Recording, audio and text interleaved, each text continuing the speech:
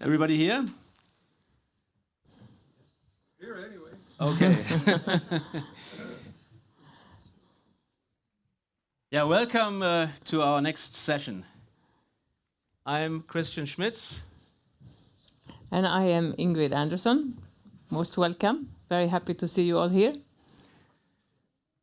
I'm the founder of PDIE Group. PDIE stands for Purpose-Driven Innovation Ecosystem. Today we talk about global ecosystems, local action, financing innovation for planetary health. We have 3 outstanding innovators here.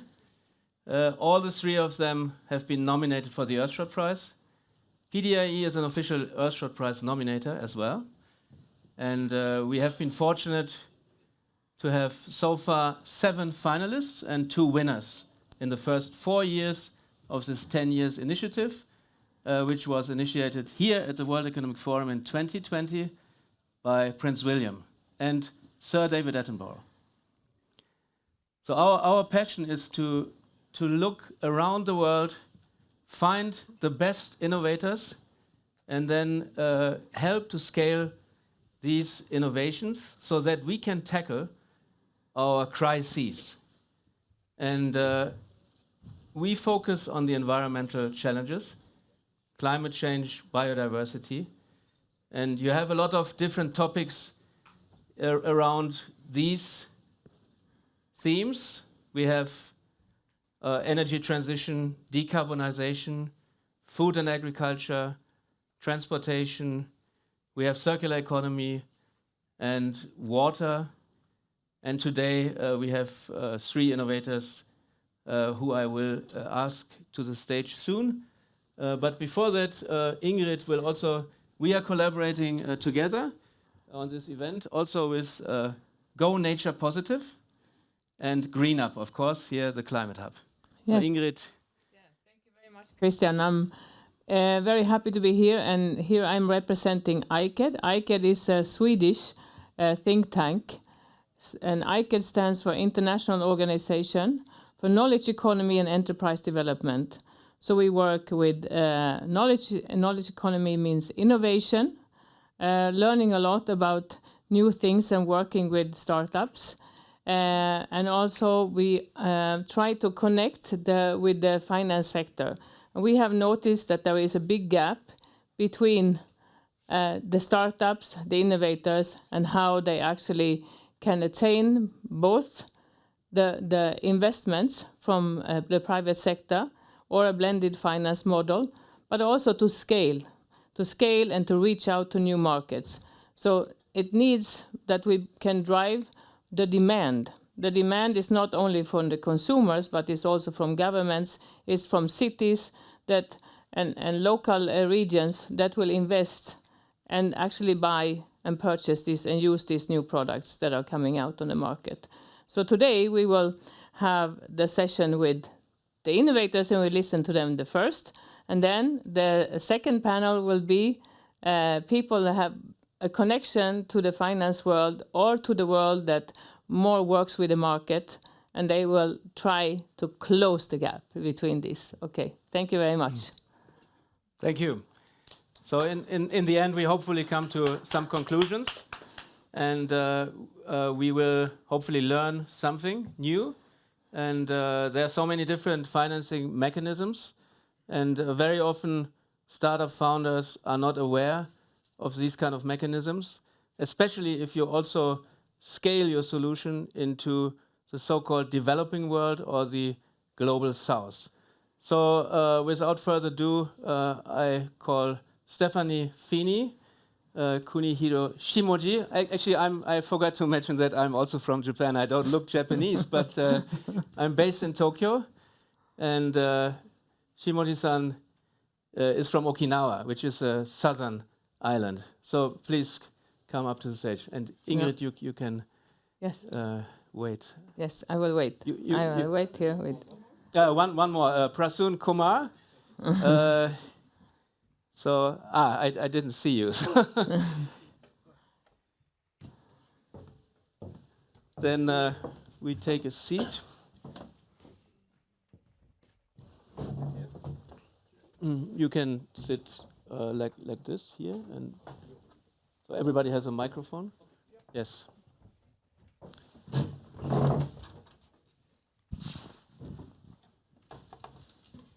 So you can see already behind. Maybe we should switch the lady in the middle, and then yeah. So all the three of you, please give a short introduction about your startup, and then also tell us where you are with your startup, how you actually tackle the issue of financing, and what kind of hurdles you have been facing so far. Kunihiro. Hello, konnichiwa. My name is Kunihiro Shimoji from Japan. And also actually our startup is from India as well.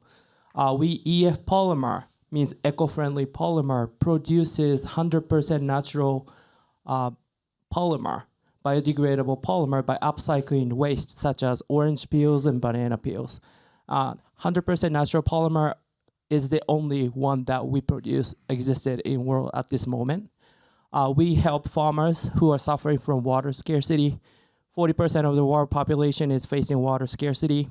70% of the water that's available for human use is actually used for agriculture. So combined, many farmers are facing severe drought. So that's what we are doing. Currently, we're doing the Series B fundraising, aiming for 20 million USD. So we're aiming high and then try to get that money. Yeah, thank you. Actually, if you mentioned 20 million for Series B, and depending on the region actually where you raise funding, 20 million for Series B is not so much money. Right, exactly. And I also wanted to mention, they started with a very interesting initiative called Climate Launchpad, and also they were established at OIST, Okinawa Institute of Science and Technology, which is a prestigious project in Japan, established by the Japanese government around 2008. So it's a graduate university, and they have hired a couple of Nobel Prize winners.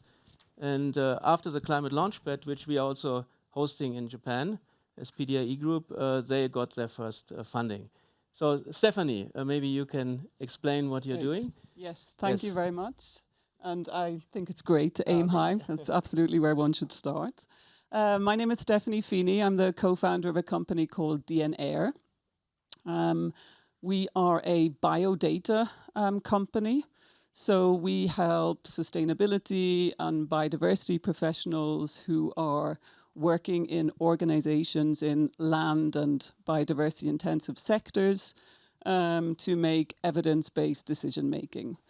And we do that by collecting data about non-human species on Earth. So all of the plants, all of the animals, all of the insects, all of the pollinators, the invasive species and the rare and endangered species. And we take that data and we turn it into data products so that these people have got access to quality and timely data that helps them to do things like reporting to stakeholders, rolling out programs, managing scale up of programs within their companies. We are at a much earlier stage than you are. We're a so-called sort of deep tech startup. So there has been a number of years of research have gone into DNAir. And we're now just at the point of making that big leap from out of academia and into sort of commercialization, which is quite a big leap to make. So we're in the so-called sort of pre-seed stage of our journey. That's great. So billion bricks, what does that mean? Yep. Thank you for having me here. So I founded Billion Bricks in 2020, and Billion Bricks was founded to say that housing is a very big crisis, and it has remained a big crisis for decades. And the fact that the number of people without homes continues to increase means we cannot solve it. And we find that the amount of money flowing into housing or affordable housing has been stagnant for the last 2 decades, while climate change has become very fashionable, and that's where the money is flowing in. So we came up with this idea of doing net zero homes that now attracts climate capital into housing. And the concept is that affordable housing is stuck because it's not very profitable. And we build houses with a large solar roof on it, and we sell the solar energy to generate additional revenue for the developers so they can make more money on it. And we also share part of the profits with the homeowners, making housing more affordable for them. So if they were to buy a house somewhere else of a similar size, a Billion Bricks house will be about 20% cheaper. And we pay that 20% mortgage for them over the next 25 years. This has been part of a longish journey for me as well. I founded Billion Bricks originally as a nonprofit with R&D base to come up with these new ideas. And in 2020, like I mentioned, we became a for-profit organization that's now building these communities in the Philippines. We have raised just under $3 million in the last 3 to 4 years.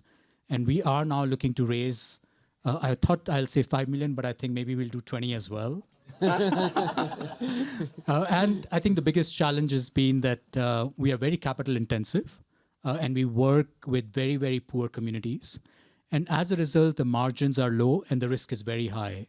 And hence, raising financing for us is very, very hard. Even though a lot of people relate to what we do, but their ability to have the risk appetite and stay with us over long term is very limited. So we have a great diversity here on the panel. We have agriculture, biodiversity, and housing, and also the built environment contributes more than 40% to the greenhouse gas emissions. So now I would like to address with each of you your mid and long-term goals. What are you foreseeing for the next steps? For example, expanding internationally or scaling up faster. What are the needs and how do you think to tackle this? Also, especially creating revenues on the one hand side, creating impact, and then how to actually get to the financing sources. What is your strategy for this? Thank you. So as I mentioned, we're based in Japan. As a headquarter, we have a manufacturing site and subsidiary in India.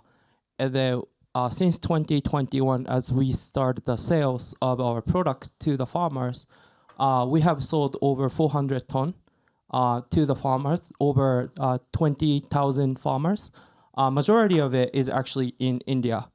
But when it comes to earning money, making money in the market, we started to start our business in Japan, which we actually we sell it 5 to 6 times higher. They still purchase higher price. And then also we're trying to enter into the European market, which is 3-4 times higher than India, and we're trying to go into Thailand, which is similar to India. So balancing our earning, making money, but majority is India, but we're trying to balance that out by approaching to other markets so that we can actually continue our business and expansion in India side as well. To do that, equity financing is critical, but at the same time, we're trying to approach the more subsidies and international philanthropy and such. So that type of conversation, we just come up with ideas, but I don't know how we approach those international markets. For example, we got support from Bill and Melinda Gates Foundation in India, but can we do the similar in Thailand? I don't know. So that type of concerns we're having, but we're trying to approach different market because agriculture will take time to see the impact, so that we're diversifying it to different market to make money differently. Can you give us a little bit a hint to what kind of pricing you are selling the films, these polymer films? So it's just a powder, granule, powder and then granule. So farmers can just, in India, they spray it by hand. Smaller farmers are actually making the ROI. We're selling it around like 200 rupees per kilogram, which require for 20 kilogram is a requirement doses for 1 hectare. So we're generating repeating customer even in India. and they were making actually margin money out of that business as well. So, we're trying to, as I said, 5 times, 6 times higher in Japan. It's interesting, but to see Japanese people are actually a little richer than So we will highlight the impact which you're creating in the last question. To you also the same question, your mid and long-term goals and. Long-term goals are hard, I think, in the beginning when it's such in the beginning it's early stage. I've got short-term and mid-term goals, I could say. We have a hardware and software business, so also capital intensive, maybe not as capital intensive as Billion Bricks. And so as we make that move from sort of the research environment to commercialization, there's still quite a heavy research and product development piece to what we need to do.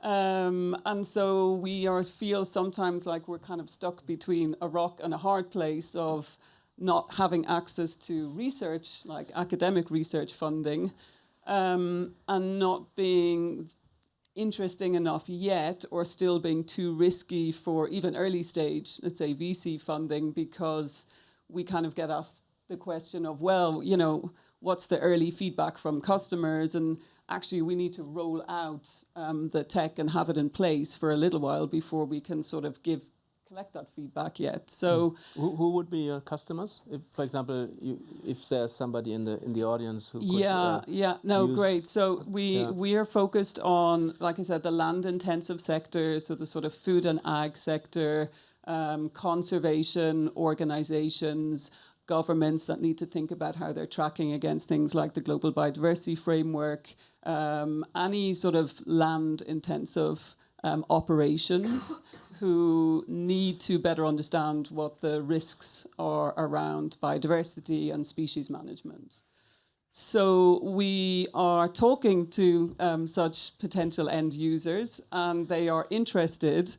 And we have the challenge of needing to find co-finance for pilot projects because of those sort of large upfront costs, especially in this early stage.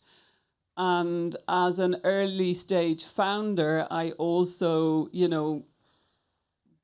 don't also want to give up too much equity in the beginning, right? This is also the kind of dichotomy that you have. You want to stay close to your vision, you're concerned about giving up too much control. So just that dance of finding the right money at the right time, which is why we're focused as much as possible on non-dilutive funding right now, but we absolutely know that will only take us so far. So blended financing, that's super attractive and interesting for us. So if anybody knows where it is, because I really struggle to find it. I hear a lot about the term. It's a buzzword. There's a lot of sort of discussion around it, but where do you find it? Hopefully today.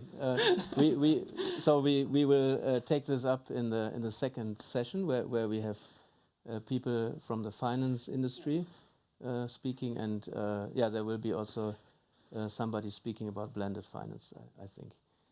Yeah. So, but your biodiversity solution,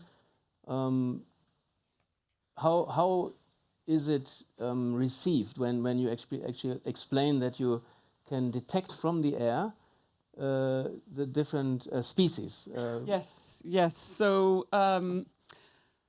Believe it or not, the air around us is an alphabet soup of genetic materials. So every living species, as it moves around in the wind or bodily movement, leaves teeny tiny traces of DNA behind in the air. And that is, if they're small enough, they're suspended in the air. And our technology is able to capture that DNA. We then analyze it in a lab, digitalize it, and turn it into data products for people who need access to high quality and cost effective data on very granular data on biodiversity. So how do people react to it? Sometimes with disbelief, because the science is pretty novel and new behind this. So there is definitely a bit of education that we need to do to sort of explain the technology to people. And so there is kind of that initial explaining piece. And then there's the sort of who is it for, how will people use it? But it's generally, I mean, right now, the whole, of course, topic of biodiversity is super hot. I can say that we have regular incoming interest from VCs without even going out to sort of talk to them, just because I think the topic is super on trend.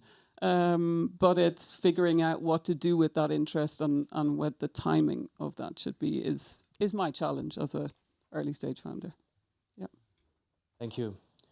So Prasoon, tell us about your mid and long-term goals. Also a little bit geographically, at the moment you are active in the Philippines, and we were talking a little bit that you might also want to expand in other regions. And what are your plans for this, and how do you want to tackle the financial challenge also to do that? So I think the founding principle behind Billion Bricks is to say that we don't want to be doing a few thousand houses or a few 100,000 or a million houses. We want to say that can we tackle the problem and end it once and for all. So today there's a need for about 360 million homes across the world. So our vision is really to say, okay, can we make sure that we can have the audacity to think of a vision to say, okay, can we create a movement through which 360 million homes could be built? If Google can have the audacity to say that I want to organize the entire knowledge and information in the world, then why can't we have a similar level of audacity as well? And we think that one methodology of doing so could be what Tesla has done in terms of bringing out an EV car, which was commercially viable. People wanted to build it. And then others could follow in as well, and that has really transformed the industry on the automaker side. So we think that if we could be similarly pioneers in these net zero homes, which are affordable, which are commercially viable, then we could potentially transform the industry, where we are starting in the Philippines as the first base country. We have ourselves identified about 15 countries in the world where there's a large need for affordable housing, plus they have open markets to sell the energy like we do, and that accounts for about 40% of the market, or 45% of the market globally as well. So we think that once we've tackled the problem in Philippines, we could go across to other markets, and then we could work with governments and other institutions to actually bring in legislation that would make these net zero homes essential, and we could provide the technology and know-how and capacity building and business models that could then be transformed across various geographies as well. We also have had requests from a lot of developed countries as well. So we receive a lot of requests from United States. Some of our videos had gone viral in Europe almost about 2 years ago, and we received almost 3,000 requests from Italy, Portugal, Spain. So we think the market is outside of the developing countries into the developed world as well, where people are looking to shift, not for affordable reasons, but for a concern for climate into these net zero homes as well. So the market could be very, very large as a result. We are starting in Philippines, and in the next 5 to 10 years, we want to be having a global presence, either at a conceptual level or us as an enterprise alone. What do you say, in how many years do you want to have a global presence, and where does this global presence start? So we're starting in the Philippines. Yeah, and already. Then we think in 5 years, we should be at least in 2 to 3 geographies, but we should be able to open markets where we don't have to be present, but people could take our concept and develop on their own as well. Because the concept that we have is quite agnostic of us as a business and going and developing. It's really a few technologies that we have developed that people could adapt or we could provide to them. And the innovations really in the business model. How do you combine renewable energy and housing into a singular ecosystem, which is financeable and commercially viable? And going to your point on financing, we find today a challenge in financing is that there are funders who fund housing, there are funders who fund renewable energy, but there's no funder that funds both of them together. The exit strategy for somebody doing housing is 5 years, somebody doing renewable energy is 25 years. So they don't know how to match their risk appetite and their capital return appetite as well. And so it requires a little bit of capacity building, funders to think differently and look at it as a combined product. And I think once that has been established, then it could really then scale up significantly.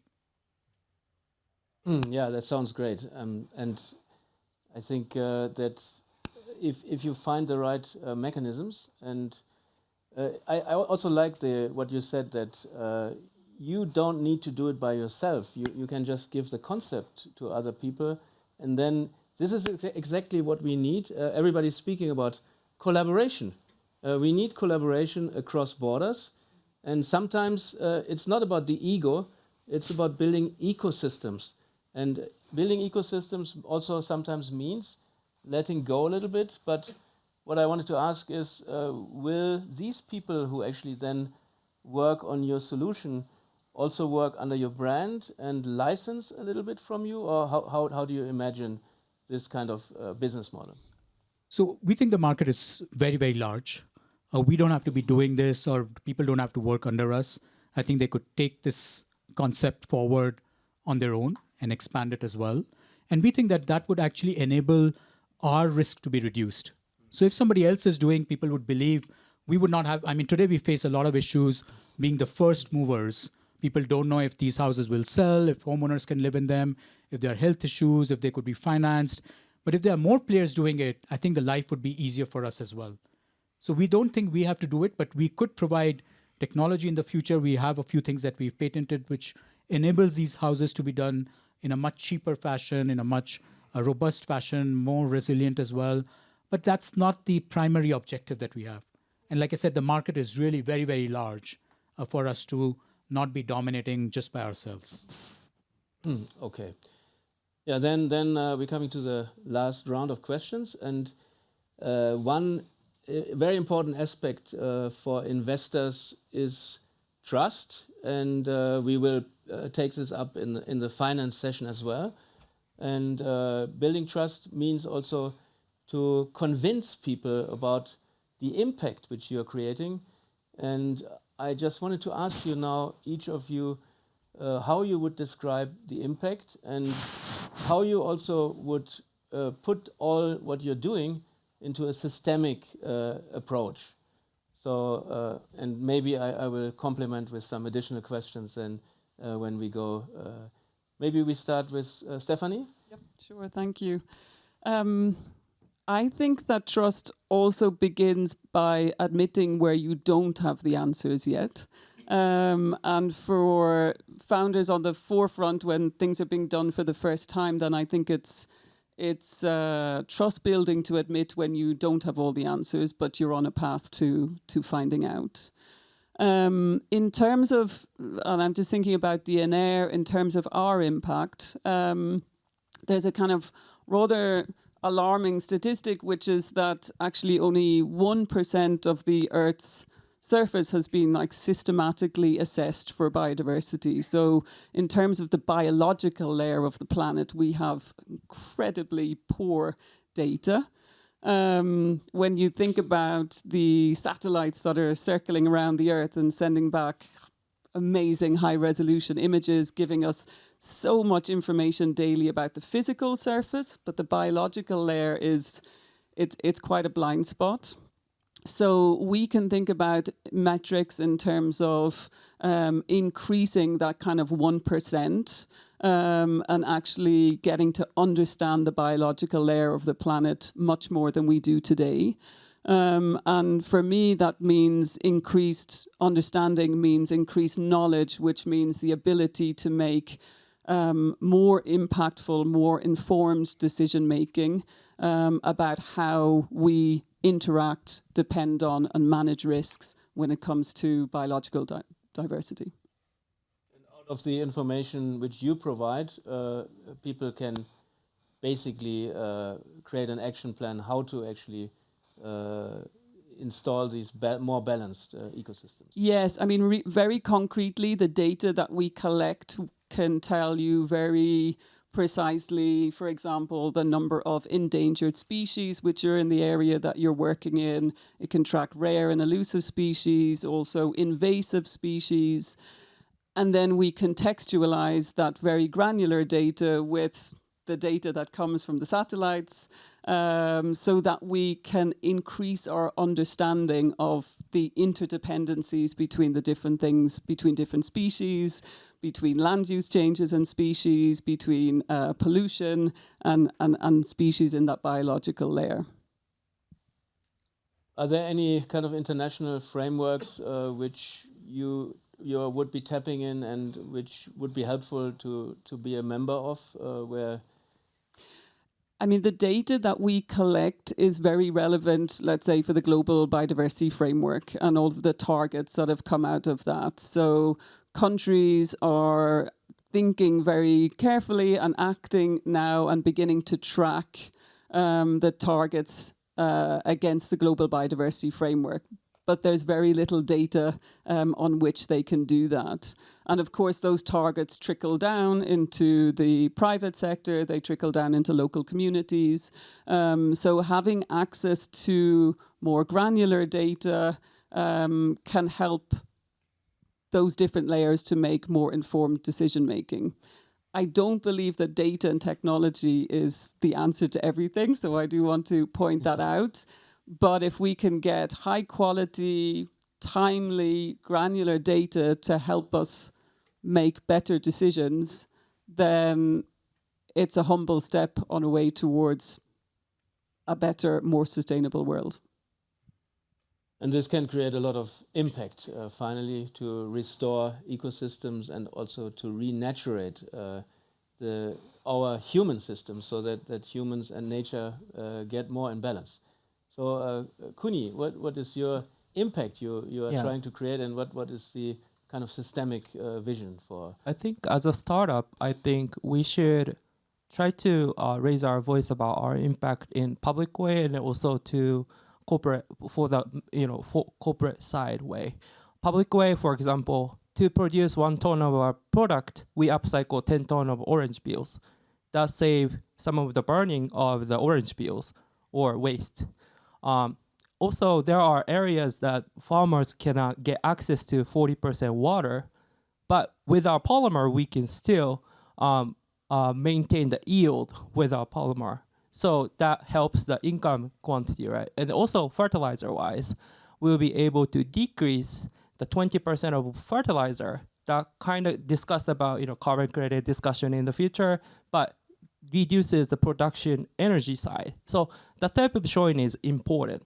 But when I mention about corporate side, for example, as a startup, as you mentioned about collaboration, I've been thinking how I can actually, show, oh, you should work with us when those larger companies are being approached by thousands and thousands of startups every day. Is, for example, one project I'm going to work on this year is, last year we actually won an award by Moët Hennessy. Moët Chandon, you guys drink all the time, I think, in Europe. I don't know. Maybe it's too expensive, but for me at least. But Moët Chandon is also suffering from water scarcity in the vineyard. But if we could support them in the water-related issue, but at the same time, if we could upcycle their grape peels to produce our polymer, they could internalize their thing. But as many of you might know, polymer is actually used for thickener for cosmetics. So natural polymer maybe could get into their LVMH like thickener part. And then they're producing clothes, so maybe we could support them in the cotton field. So if we generate this, if this happens, we might be able to increase their valuation. So they could be incentivized to actually pay me or buy my product or purchase me, I don't know. But so that type of impact I would like to show. But in another word, that could also explain to them about, scope 3. Now they have to show how they produce the raw materials. So that type of public message and the corporate side message, I would like to also think through. And if I may mention, to accelerate one more thing, agriculture sector, in the long run, we are only producing polymer, powder, that's it. But my wish is to get a satellite, and then biodiversity analysis, water retention analysis, and if we could do the subscription model, that's great. But as a small startup and with our current resources, we don't have it. So maybe my question is when I want to merge those company with those small startup companies with those technologies, because there are many companies who are doing agricultural sector in the satellite. There could be margin M&A amongst the startups too, but we don't have cash. How can we do this? Because that could actually accelerate a lot of innovation. So that's maybe like I wanted to ask to the financing model panel that, because I wish we could get that technology as soon as possible. So sorry, I'll end here. No, it sounds really very interesting, and I mean, as an ecosystem builder, this is what we are passionate about, to find ways to make things happen, and we should maybe talk later. So, Prasoon, can you talk a little bit about the impact and the systemic aspects, what Billion Bricks will become, and what your vision is, basically? So, I mean, I think I'm glad you used the word systemic, because our goal is that we have to change the entire system in order to enable this to happen. If we were to address one part of the problem, it would never happen. So you would find a lot of people looking at maybe materials in buildings, etc., or just financing part of homes, or energy reduction, or insulation, but it doesn't achieve eventually the goal of ending homelessness or building net zero homes and addressing climate change at really large scale level. So we are saying that we need to relook at the entire value chain, from where you procure the land and when you deliver the homes and people live in the homes for at least 25 years when the solar panels are generating the energy. And we want to be involved in that entire chain from the beginning to end, because it's all broken and we cannot fix it if we want to go in and work with partners or collaborators. It's just too much of effort. And therefore, we are tackling all the way from procurement of land, regulations, construction, raising capital to build the projects, construction eventually, materials that will go into it, and then delivering the houses, financing the homes, and then managing the homes for 25 years before we exit the project. So it's a very long chain that we are looking at, but we think that there's no simpler way to do this if we really want to tackle it large scale. And therefore, the impact is very, very deep, but it's very, very complex to achieve as well. So when we go out and speak to people, we speak the language that they want to listen to as well. So most funders and financiers eventually are looking at good returns, and we mention to them that they'll get good returns, and over a period of time, they'll get better than returns that they're getting today from this project on the back of some of the technologies we are developing, etc. So that really becomes the hook. For us as an organization, we are committed to making sure that the poorest of the poor get access to homes. The homes are net zero, not only from an operational standpoint, but embodied energy as well. So we calculate those aspects as well. And because we are creating this renewable energy, which is quite substantial in what we are doing, that therefore stakeholders such as governments come in, they have pledges around Paris agreements, etc., that they have to meet. They don't know how to do it at local government levels. So they automatically, by working with us, are able to achieve a lot of those targets. So to give you a sense of scale, 360 million homes will generate about 3.6 terawatts of energy. Today, the world generates about 7 terawatts of renewable energy. So if every home in the world, which is needed today, was to be done as a Billion Bricks home, we would be generating about 50% more renewable energy. And we would offset about 5% of global carbon emissions from fossil fuels just through our homes. So the impact is very, very massive, but it's a very long journey as well. And therefore, we are tackling it at very, very different levels. And I think what eventually helps, and I think you mentioned about trust, is the fact that I have been pushing on this for very long. I mentioned to some of people earlier, I've lost my hair doing this. I'm getting older as well. So I think that kind of builds in a little bit of credibility that, okay, I've been in the space, I understand, I've probably generated some value and knowledge. And I think that helps to break open much more doors as well. In fact, the last funder who came in for the fact was, I was afraid they came in because I was already doing this for 6 years. The number of people that we had housed was, I think, just around 15,000. So very small number for 6 years, but they like the fact that we are persevering and we are not giving up. And I think that's helping us build trust. And we are hoping that we can maybe accelerate our work from not 5 million, but 20 million, being inspired by you. Yeah, this is great. Even though you lost your hair, you are very passionate, and this is also very important for entrepreneurs who are passionate. They can easier convince people. And I just wanted to mention that all the three topics would fit also into the area of sustainable cities, and that in Japan actually we are organizing the Sustainable City Summit this year alongside the Sushi Tech Tokyo, which is the largest startup event in Japan, which is supported by the Tokyo Metropolitan Government. And within this Sustainable City Summit, maybe we could even also think of inviting you and some other people to talk about the solutions. Now we have a little bit of time for maybe 2 or 3 questions from the audience. Is there anybody who has a question?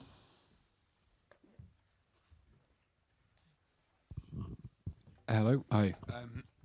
Sorry, James.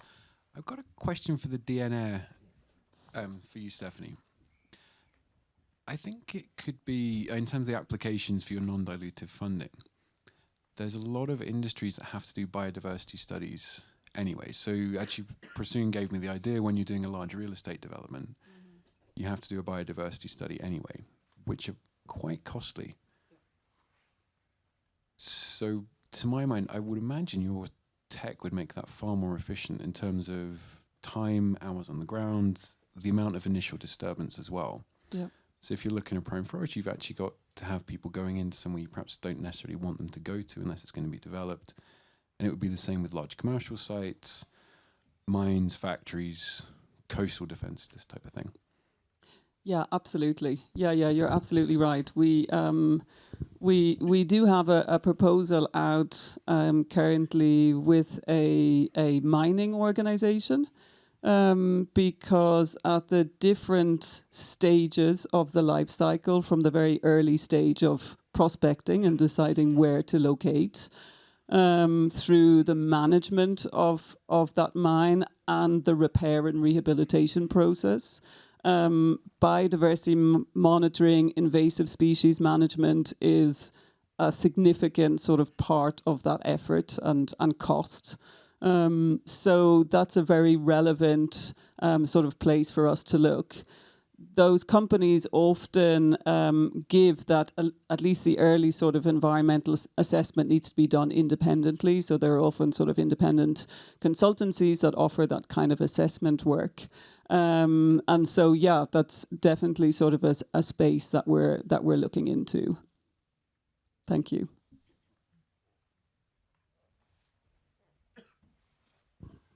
Stephanie, this is also for you.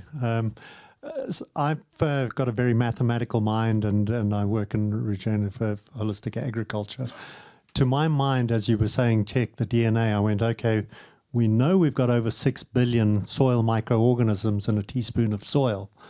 That would sound to me like if you're monitoring the air above a healthy functioning soil, that's data overload.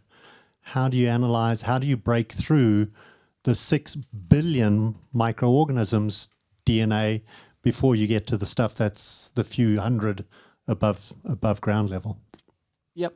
Great, thank you for that. I do wish my science co-founder was here with me, because I'm sure he'd answered it in a much more satisfactory way.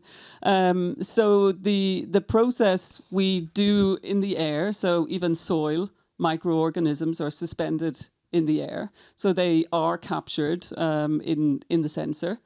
And so we are working with end users, with customers, to understand exactly, what sort of, are they interested in the microbial health, or are they more interested in tracking birds, or are they more interested in tracking pollinators and invasive species? So first of all is understanding what the end users want.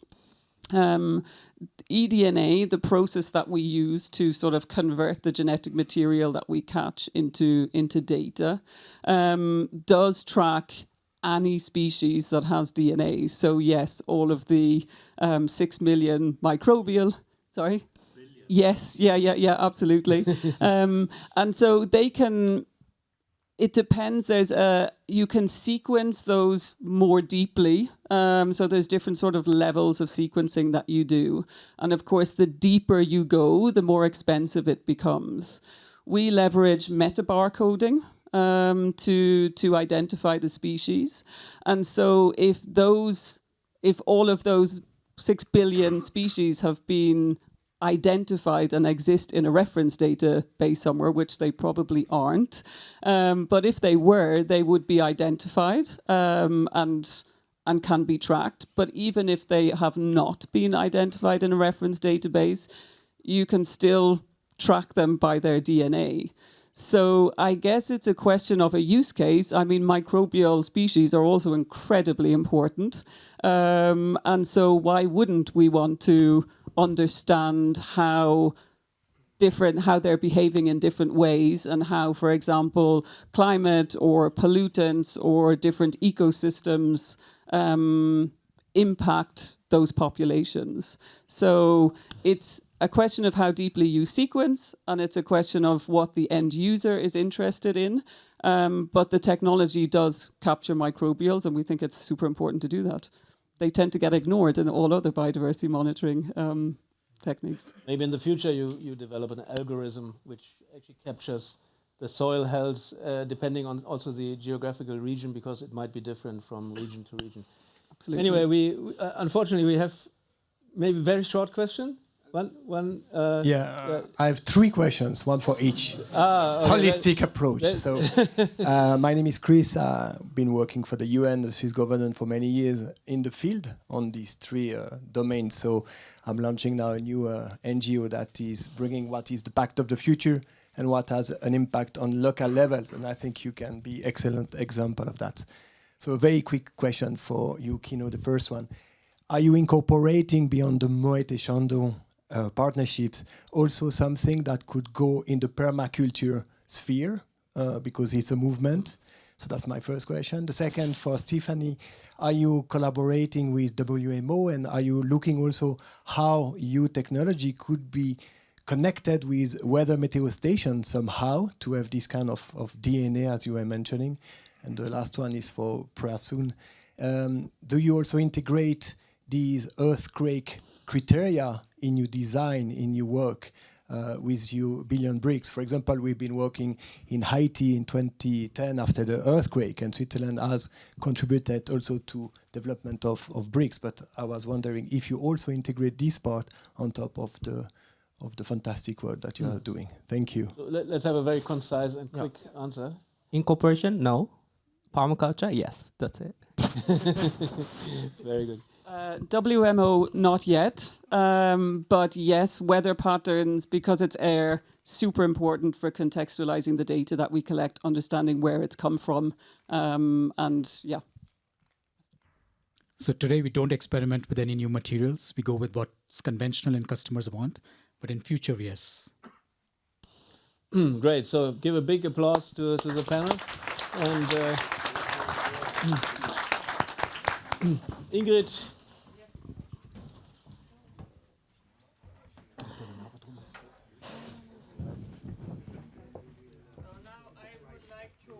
Call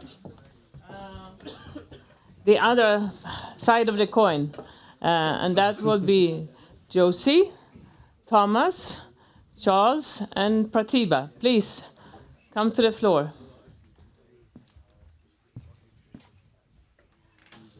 Josie, would you like to sit here? Yeah. And Thomas, I don't know. We have no here. You have to sit here because of that.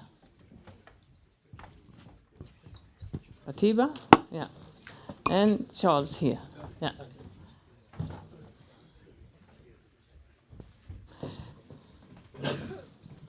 Perfect. Thank you, all panelists. Thank you very much for coming to discuss this very serious topic that we have heard the innovators explaining all about their hurdles and where they would like to be in the future. And now it comes to how can we actually support this? How can we close the gap between innovation and finance? So I would like to first start with that all the panelists make a brief introduction of who they are and how their organization is working with innovators. And if you don't work with innovators, do you work with finance, or do you work with other mechanisms that can support closing of the gap? Thank you. Great to be here. Thank you for having me. My name is Charles. I work for the International Union for Conservation of Nature, and I'm the Director of Nature-Based Solutions. And what I do in our center is to bridge the gap between the science and the tools and the practice, basically. And with that, we can now scale up innovation with nature. I can speak more about that, but some of the tools we put out includes the standard that serves as a reference point of what is it and what is it not. And it's very important for investors to actually reference to that and build on the science to make those decisions. The other one are screening investments, but also origination of investments using the tools that we develop. Okay, thank you. Josie. Thank you so much. Thank you for the invitation. It's a pleasure to be here. I have 20 years of experience in impact investing, and at that point I noticed that there is a great need for companies to access growth capital, and investors do have an appetite, but they need the right de-risking. So at that point I was asked to become the managing director of a Dutch foundation that provides access to clean drinking water and sanitation solutions. And with our foundations, we started to de-risk investing in water. My other hat is with, I'm also the president of SIFI, the SDG Impact Finance Initiative.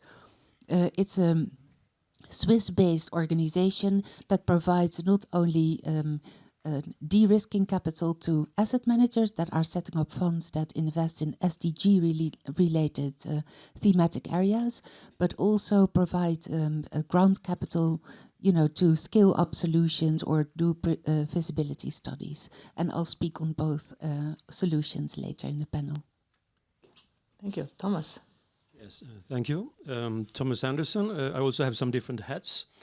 So partly the IKED hat, which is a think tank in Sweden, which is independent. So we try to work really cross-border, both with governments and the private sector and startups and so on, in an international, going for the cross-border projects to capturing the sort of untapped opportunities. Because we believe on many occasions it's really about people not communicating, not seeing the joint opportunities that you have there. When you can establish that trust, things can happen.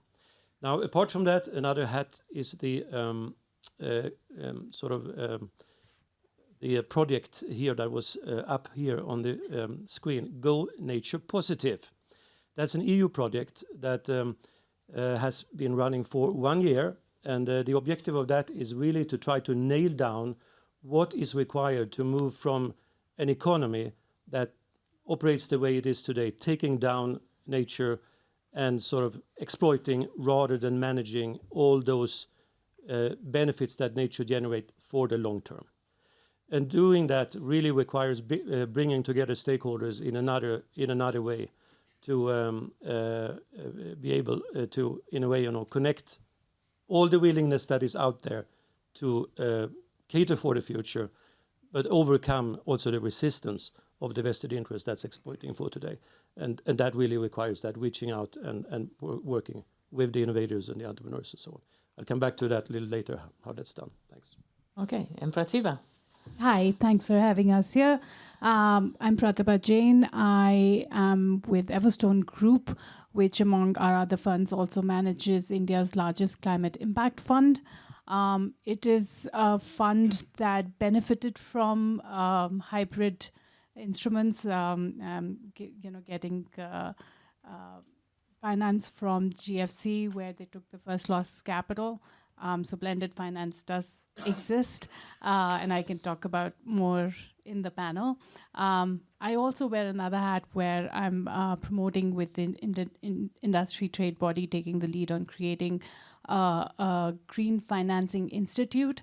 And our purpose is really to find a way of creating at a mass scale level financing, especially green financing that can meet the needs of the global south from global north, but not just financing and not just blending financing, but also we need research and know-how in terms of working with the governments on how to bridge the gap between innovators and financing, bridge the supply and the demand gap, provide insurance. There's no climate insurance available in India right now. I am pretty sure it's the same situation for the rest of the global south.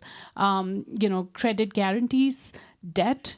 So it's creating a whole ecosystem. It's not just providing equity financing, but I think what's missing is the whole ecosystem to promote. What we see is startups, having great ideas, but then they get one round of financing and it doesn't go any further unless we create that whole ecosystem, growth capital included. We are not going to be able to bridge the gap. Thank you very much. Yeah, this is a very diverse group, as you can hear. So some people are investing in startups, and others are doing it more of a bridging, and others are looking at policies that can actually support startups. So I would like you to say a few words about have you encountered innovations and how would you embed them into your organization? And if you are a financier, then how do you actually select, and what kind of criteria do you have? Because I think that what the entrepreneurs would like to know, how can I be selected? What do I have to show to be there on the radar of the finance people? So can you say something about that, Charles? Thank you. I want to start by just sharing a personal story. Yes. In 2016, I was working in a country in Africa, and I met an investor in actually one of the conference, quite a large-scale investor. They said, "Oh, I heard in your country there's beautiful environment for business. I want to invest in hydro energy." I said, "Absolutely, I can connect you to the Minister of Infrastructure," because I had the contact. So it was very easy for me to do that. I did that, and the investor came, arrived, happy. 24 registered, and then went into investment. Said, in the beginning, I have $500,000 to invest in hydroelectricity, and I would serve about 200,000 households, and etc. The numbers were absolutely amazing. He asked us now, as the organization, because I work for IUCN, to help them just assess the risk of that business and that investment. And as an economist, I had to do valuation of the ecosystem services and just link different pieces. So what we found out in that was, in fact, that business was not going to work because the soil erosion in the river where the investment was going to happen was absolutely not going to allow a hydropower plant to be operational. In fact, the 500,000 would have been completely lost in the second year of investment, and because the turbine had to be replaced every 6 months. So we presented, and he said, "So who takes that risk?" While he had intention to invest up to $5 million, I think he couldn't, because there are risks that he had not factored in. And this is where we come in. So I think you asked a good question, where is the gap? Sometimes we meet financiers, they say, there's money, but there are no good projects. And then developers say, we have brilliant ideas, but we don't have money. We had all this from the innovators. But actually, probably they are all pieces coming together. Probably could change that landscape, that ecosystem. How do you bring the science into the making, the data? informed decision making. But also, how do we factor the natural risks that we never think about when we are investing? So at IUCN, the work I do as the head of nature-based solution is actually to think about what tools that can help developers and investors to make the right decisions in investing, taking into account all those forgotten risks, but that are huge and will absolutely make business not break even ever, because they are huge. They are climate risk, they are biodiversity loss risk, they are soil erosion and water pollution and other things that sometimes it's very easy to do a rapid environmental impact assessment without diving deeper into the real risks. And these EI experts actually sometimes lie businesses and investors because they give you a good report ticking the boxes, but actually the risk is that huge that we absolutely need to make nature an investor or a shareholder in our business model, and we are not yet there. Okay, very good. Nature as an investor, as a co-investor, of course. So I would like to also hear from you, Josie. I know that from the SDG Impact Finance, you work with also a specific model when you assess innovations. So we'll be interested to hear about that. Of course, thank you for asking that. So within CIFI, we have 3 windows, and the first window actually addresses to explore what possibilities there are, because we know that there is need of growth capital.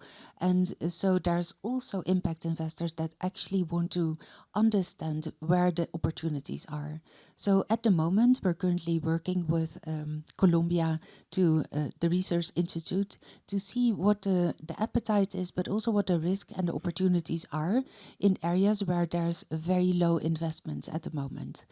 I think that, if through the funding that is provided through CIFI, impact investors are much clearer on what they actually want to invest in, and the support that they get through our funding really helps them to explore markets that we have just heard about.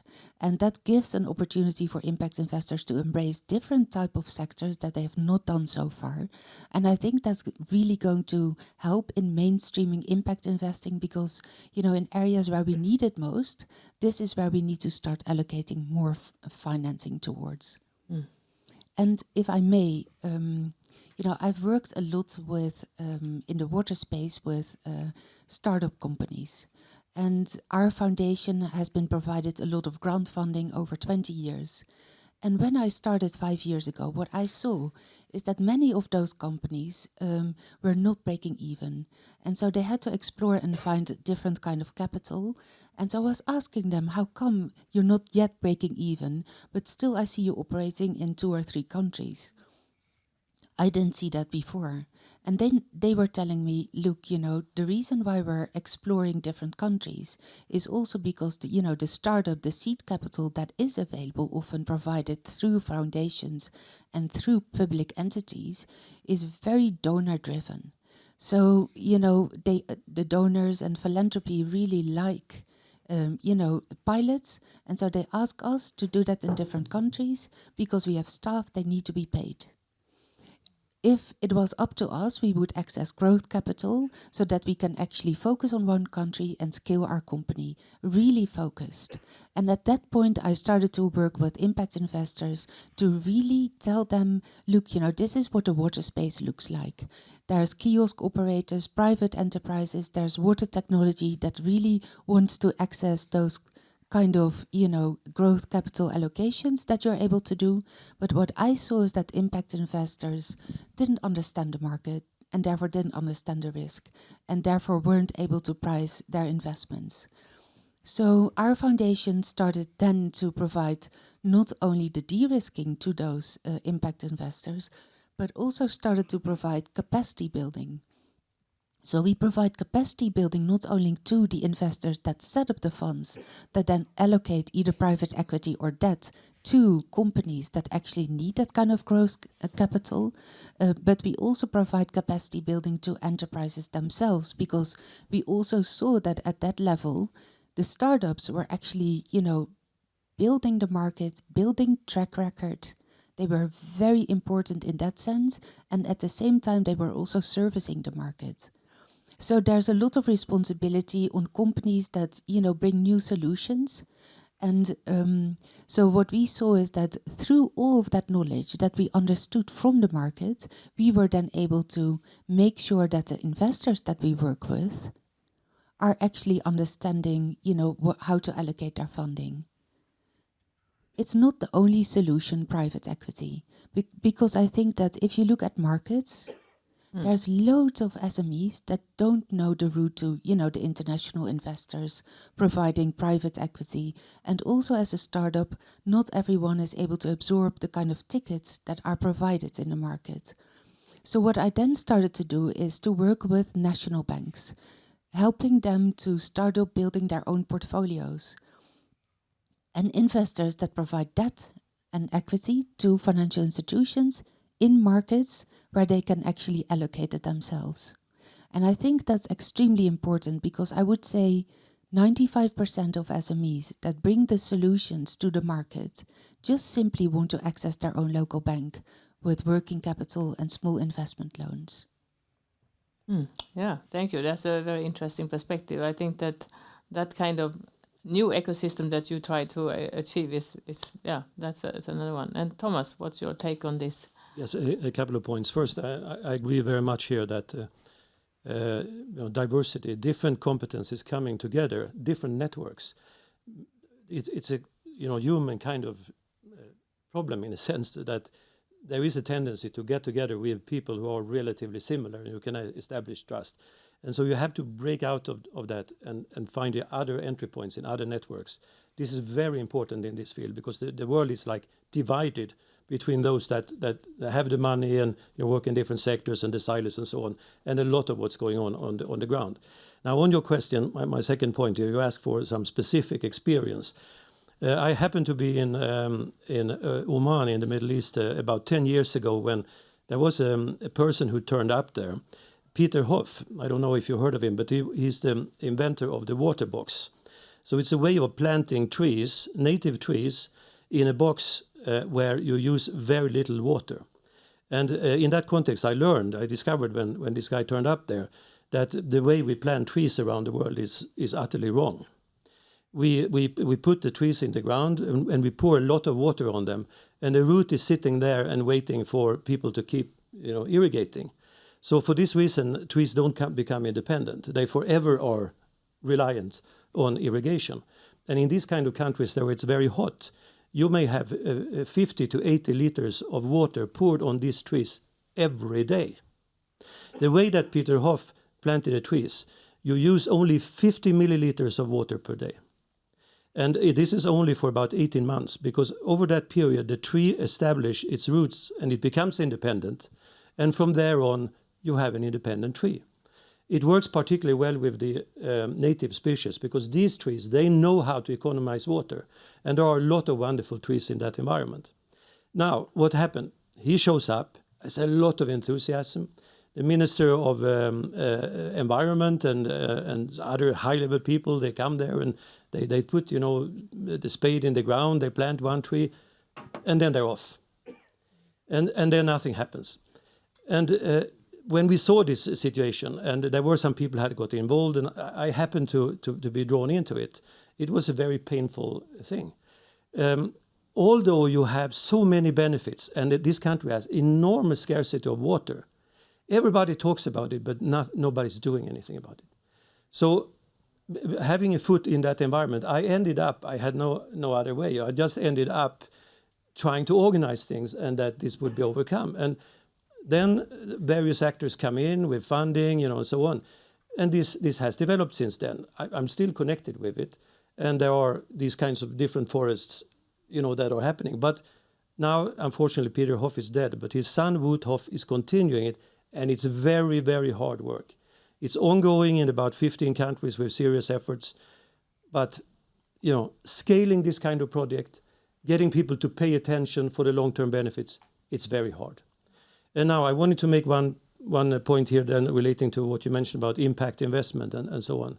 So there is no question about it. There are a lot of people out in the world, and this has been shown time after time, they have a willingness to actually support health, education, plantations, nature. There is nothing better for your soul and going out there and connecting and so on. There is nothing better. We know it also from young people in trouble and all of that. There is this willingness.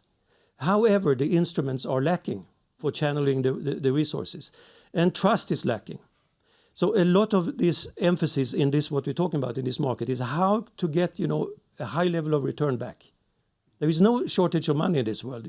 We know that. Look at the stock exchange when Donald Trump is moving into office in the White House now, for the time being.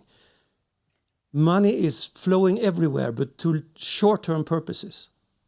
So in order to have that willingness to pay, there must be more emphasis on the trust building, on the verification, that people can know that the money is reaching out there. The banks, the conventional financial institutions won't solve it. They actually don't have an interest.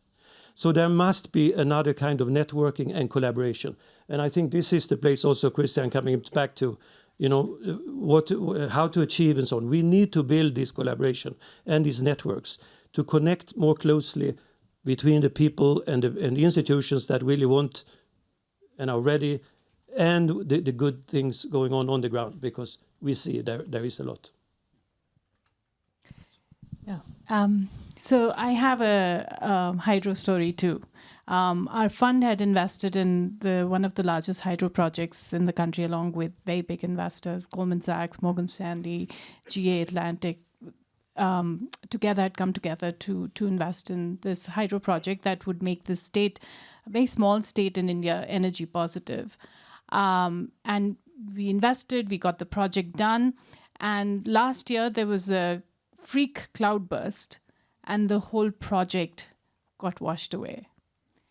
So it was viable, everything, financing, very proud of having gotten it done. And the investors have lost all the money and the state has lost the project. And so back to, the need for collaboration, climate insurance. There was no climate insurance available at that time to buy. And if there's climate insurance, the viability of projects would be done by them. And so, the de-risking actually increases by design.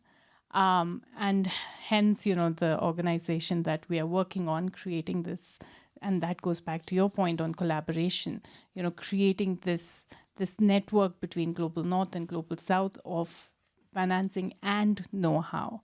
I think is extremely important, and would love to talk to you about, how do we take it forward, because it also has to work with the governments in North and South. I think, bridging that gap of distrust can also happen with, over time, getting the governments involved. Back to my organization, because when we did the fundraise, we were funded by the government of India, and the UK government were the sponsors for the fund. And I'm talking about 2015. There were no projects at scale for a private equity fund to invest in. And one of the questions we were asked is, how are you going to invest? And the good thing about what we were able to do was we were able to take some of the businesses that were struggling for want of capital. There was this whole waste platform that was going bankrupt that we were able to buy and then build pretty much from scratch. And we've built, 4 or 5 businesses and then acquired other waste businesses into that platform. And so that's provided the financing. And it's a very, very difficult sector. All the sectors that we are in, whether e-mobility, waste, certain parts of renewables, there's unproven technology, there is the government policy risk, financing risk. So when somebody like us at an institution level comes in, it helps to ensure that we can take care of each of those risks. The only caveat is we are a buyout fund. So where we find the biggest challenge is, promoters like Kuni and Prasoon don't want to give up that control because, these are passion projects and it's understandable. But what happens is what people don't understand, private equity comes in to invest and then to exit. And so we work with the promoters, they become part of the management, and often enough in our other funds, which are also buyout models, we sell it back to the promoter to the extent that, they still do the management, and of course they then get in another funder, or they list on the exchange. So you're not really giving up control, but you're bringing in a partner who can then help you scale and, then give it back to you in a better position. So that's how we help. Okay, thank you very much. I think that this is very interesting. I see that now time, so I would like to ask of the audience here, how many are actually investors? How many invest in projects? Okay, and how many of you heard about the 3 innovators for the first time in this audience? Okay, so there is also an information gap, I think, that these products, these services, they don't reach out. And this is what we have seen in many of that. I've been engaged also in projects with municipalities.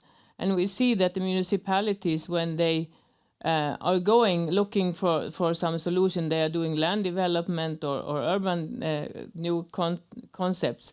So where do they go? They go to the usual suspects. They don't know about these new solutions. So we need to have a way of working to get more, to have more knowledge about this thing. And there are different ways that we have discussed. I mean, what can policy, what kind of recommendations do we need to drive in order to close this gap between the information, between going to usual suspects, trying out something new, and also I think what we heard from Japan here is that why don't disrupt? Why don't just the private sector is very also like what Thomas said, living in their silos. Now you would like to, as an EF Polymer, you would like to work with Moët Chandon, which is a manufacturer of luxury goods. So how can we actually, what does it take to make this happen? Because we would like to walk away from this room today with some solutions. Maybe it will be that DNR will become a customer with IUCN. Why not? Because you are the ones that are the International Union for Nature Conservation, so you should actually be using DNR in the future. And there will be other opportunities here. So I would just like to throw out this, and I would like to add you to make the last comment on how you think to see the future. How can we come out of this room with some action? Because we don't just want to talk. We want to make it happen. Yeah, I think that's actually a better way to conclude this discussion, because I strongly believe that's exactly where the issue is. I think the world is so siloed. We love reinventing the wheel every time. We love wasting money. I did a study 4 years ago. The cost of duplication or repetition with another fellow who was doing a PhD, and we wrote a paper. For governments, it's a lot. For private sector, it's a lot. For venture capitalists, it's a lot. We keep reinventing the wheel all the time. We keep repeating what has happened, and probably it's a waste of time and resource. So this collaboration is quite critical. And one way of doing that is exactly coming together in this kind of gathering. I just wanted to make a last 2 points. We have been doing a very critical market assessment to understand actually why scaling up becomes difficult when it comes to sustainable projects. They start, there's some donor here, then after 5 years, it's completely dead. You only see signpost or something on a website which also end up closing. So we have really been looking at that, and the critical issue there is exactly the lack of that collaboration and partnership. You have investors who seem to think they can walk away without nature, without biodiversity thinking, without climate, and I don't think they will go far. They will come back to the source because nature will pay back, either today or tomorrow, or for this generation or for future generation. So that's quite one of the findings. The second findings, we realized that there is a lot of lack of willingness actually to work together. It's a fact. In fact, a consultant who was doing that study said, Charles, I think IUCN as a union, you have many members, maybe you need to start championing this and with other types of actors, private sector, etc. So the lack of willingness to work together is extremely a burden. And then finally, we keep reinventing the wheel. There's no willingness to actually leverage on each other's. So more or less, the conclusion of the study was the reason that the environmental sector will continue to struggle to get funding is that there's no that willingness to. So I think probably that's my takeaway from this conversation, from this global ecosystem. But I don't have a solution, unfortunately. Okay. Hopefully in the future we are creating a center of competence with a colleague here, Mark, who is sitting in the middle here, which would probably be able to offer some of the platforms that can help, and then tools that can help private sector, public sector to come together. Okay, great. And a new blended finance tool, we hope. Okay, so yes, Josie, please. So I think that increasingly you see that, you know, impact investing gains attraction, not only with the regular investors, but, you know, in the whole space. I'll give you another example from, you know, the water sector. When I started to work with impact investors 5 years ago, there was hardly any knowledge on, you know, is there even private sector in water supply? So, you know, I come from the Netherlands. When I talk to my network in the Netherlands, there was little understanding. So with the foundation that, you know, that I work with, I started to, you know, teach and capacitate investors to actually start embracing, you know, investing in water. And that resonated very well. And now impact investors are lining up to get our de-risking and our capacity building skills. So in my team, I have people that know how to structure first loss, but I also have people that have a water engineering background, have worked in, you know, multiple countries for a long time and understand the whole water space, what the technology is about, etc., etc. And to have those two components in one organization really helps building, you know, the appetite to increase investments towards water. 5 years ago, there was hardly anything. And if you see that, you know, many of the investors are actually now embracing and, you know, investing in that space, that's really what I was aiming for. Because I think alongside agriculture and renewable energy, I wanted water to become mainstream in the portfolios, and we're quite successful in that. But it's all about knowledge, understanding the sector, understanding the risk that comes with it. Thank you. Thank you. So we need more knowledge about how to invest and about the specific sectors. It's very costly for impact investors to start embracing new sectors. So you were saying, like, you know, they don't know the opportunities. There's many investors here that don't know the individual solutions. But if you work with investors on very specific topics, you know, and they want to start raising capital, many of the capital owners then say, like, look, you know, I want you to have someone in your team that is actually dedicated to water. So the cost for impact investors also increase. And there's also the perceived risk. Often when we talk to investors and, you know, they want us to explain to them what's the actual risk, they're willing to understand that. But, you know, if you don't understand the complete context and if it's new to you, then it is very costly, and the risk is often not embraced at that point. Thank you. It's good you're making these observations on opening the black box of due diligence, sort of. The European Central Bank made a study about 1 year ago about impact investment in Europe on nature-based solutions, and they observed that, you know, for the banks today to even look at investing in a particular project, to even consider it, you would have to have at least 10 million euros in turnover, because otherwise it's just not worth the cost of due diligence. That cost is not a given. But it's one of those observations about things are not quite working out right now, not in the right way. If you take ESG, for instance, ESG, of course, has spread around the world, the financial sector. Supposedly about half the world's equity is ESG compliant today. What does it mean? That the institutions, the banks and so on, they are reporting. There is enormous capacity building in reporting. And then, of course, now the pressure is on to take responsibility for your supply chains and all of that from the European Union side. That's not a bad thing. That's a very good thing of trying to make this spread around the world and so on. But the fact is so far, the link to all that reporting and being ESG compliant and all of that, and actual impact, what's happening in the ground and measuring on the ground, it's very weak. Now, one other observation on the money that goes into these things. The COP29 in Baku was, it was very dramatic in the media. You had, was it 60 countries walking out of the negotiations at one point and so on. The fight was mainly about a commitment of funding to go from governments in developed countries to governments in less developed countries. The amount that less developed countries requested is about 1/3 of the money that goes into subsidies of fossil fuel today. So, I was thinking this is a reasonable amount. Now, that was politically totally impossible.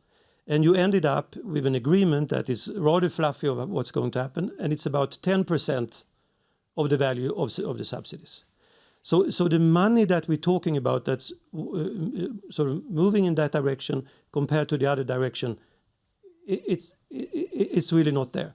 The only way to make a difference is to get to collaboration between, not just those who think the same and work in the same context in the same company. You have to bridge between, the ground and out there, and it has to be people connecting. Okay, so Pratibha, last comment. There are various definitions of impact investors. We are an impact investor in terms of the impact we are creating, but the returns we are supposed to give to majority of our investors are commercial. That's really difficult because at one side you've got, unproven technologies, unproven business models that we have to invest in. But at the same time, give double-digit returns, much more than double-digit returns. And it's because of the concessional capital that we can even do this. So I think the biggest demand for somebody like us, the biggest ask is going to be both R&D. I think R&D definitely helps in reducing the cost of due diligence, so that's very helpful. But the concessional capital for sure. And the concessional capital basically helps the companies like yours by having funds like us at scale. We are the only one in the country. The next is like $100 million or less. So for us to be able to do this, and we are right now in the market to raise $1 billion, and we are hoping to get the final approval from DFC, which is again going to be concessional capital. But you need a lot more, because the demand only for India is $1 trillion for it to achieve its net zero goals. So I think that's the financing, the support can't, and it just can't be put on philanthropies. The governments have to do their bit. Otherwise, we'd never achieve scale. I think both. I would like to thank you very much for being here. And I would like to the other panelists also to come on the floor. We will stand up, everybody, so that you can come in here. And then just as the most striking point of this discussion, I think that is that we need to collaborate more. We need to discuss more, and we need to make these solutions visible for everybody. And actually, Pratibha, she said that I have a problem, Ingrid, and that is air pollution in India, but I don't have any solutions to it. So I would like just to ask also you here today, is there anybody has a solution to the air pollution in India? Please talk to Pratibha, because we will have a networking session after. And we are here to do action. We are not here to talk. So I would like to encourage you to do that. Okay. Any closing remarks from you, Christian? Yeah, thanks everybody for being here today. And I hope that you enjoyed the session and you learned something which you can take back. We have had incredible people on the stage, I believe. with new innovations and also with innovative financing mechanisms, with a lot of knowledge, and everything is very complicated or seems to be complicated, but as soon as you start talking and as soon as we start to collaborate, things can be accelerated, and we need this acceleration. A friend of mine who might be here is talking about the acceleration of the acceleration, which we need, because we also need to, basically we need to resist all these forces which are at work now in this world, and people who are working on these positive solutions which create positive futures, inclusive futures, and a collaborative, better tomorrow. That's what we need to do. And now I invite everybody to come into the lounge, and maybe we can exchange some collaborative discussions. Yes, Thank you very yes, much. Thank you. Thank you.